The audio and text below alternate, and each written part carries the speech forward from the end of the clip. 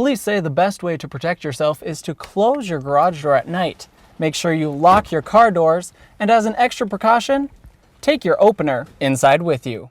If you're looking to see fireworks in St. Paul on the 4th of July, you'll have to stop by a tent like this one and pick up some of your own. But many neighboring cities are having professional firework displays that day, if that's what you prefer. For example, a spinal fusion at the same hospital can cost anywhere from $27,000 to $80,000. That's a difference of over $54,000. Walking down the cereal aisle, you might notice a couple of gaps in the shelves like this one. This Bergen Super Value hasn't had Wheaties in the last 3 months. Their bear was seen crossing this busy highway and then crawling over this guardrail.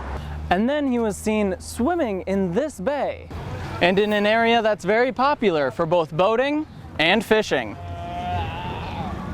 Crowds of people have gathered here at Boom Island Park for the 4th of July celebrations. Now, the fireworks show isn't set to go off until 10, but that didn't stop many people of bringing their own fireworks to celebrate with in the meantime.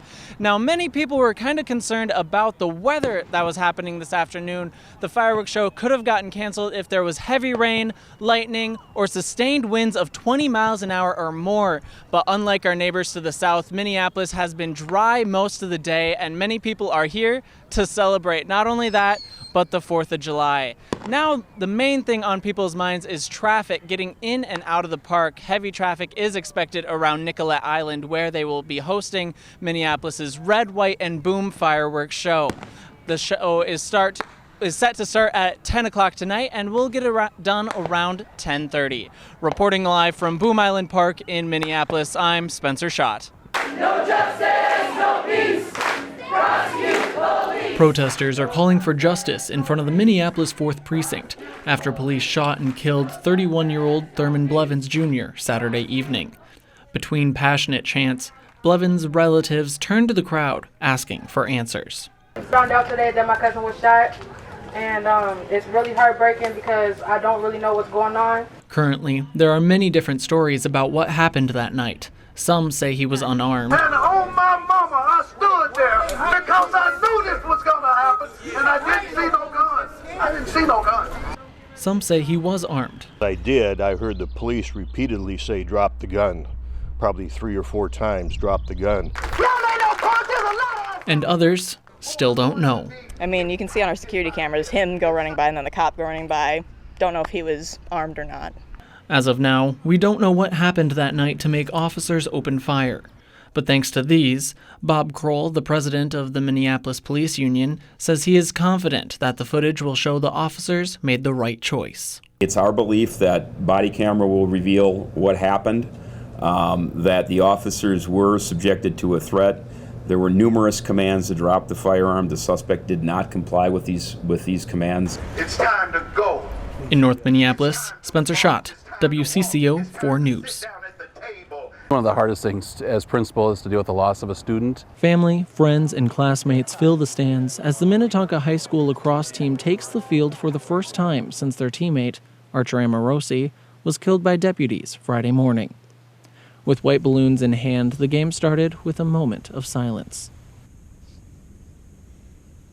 Behind me, he loved playing lacrosse, and you just see the sadness in his teammates because they were a tight unit. They had an amazing year. This memorial game comes the same day that more information is being released about what led up to the shooting of Amorosi. 911 transcripts reveal Amorosi's mother called police after she was locked in the garage by her son. She told the 911 operator that he was armed and was acting violent. "I need multiple police to come to my house right now," Amorosi's mother said. "What's going on?" asked the operator. "He's assaulting the house. He took my keys. He won't let me leave." The 911 operator later asked, "Do you think he's going to hurt the officers?" "Yes, I do. He wants to. He wants them to shoot him. He wants to get in like a showdown with the police." The BCA says deputies first tried to use a taser and pepper spray to subdue the teenager. He was refusing orders, and investigators say Amorosi ran from his house with a hatchet and what looked like a handgun before being fatally shot. The weapon later turned out to be a BB gun. In Minnetonka, Spencer Schott, WCCO 4 News. It was the last pitch of the section championship against Totino Grace. The count, 2 strikes, 2 outs. Mounds View pitcher Ty Kane throws that 3rd strike. His teammates run to the mound to celebrate, but Kane ran to home plate. I didn't think, I just ran over there. It was instinct. It felt like the right thing to do. The batter he just struck out wasn't just another opponent. In fact, it was his good friend, Jack Cocone. I saw him walk up to the plate and my heart kind of sank. That's just a really tough position to be in the section championship. Acting on a gut reaction, Kane didn't expect the attention he was about to get. I never thought a story like this would blow up the way it did.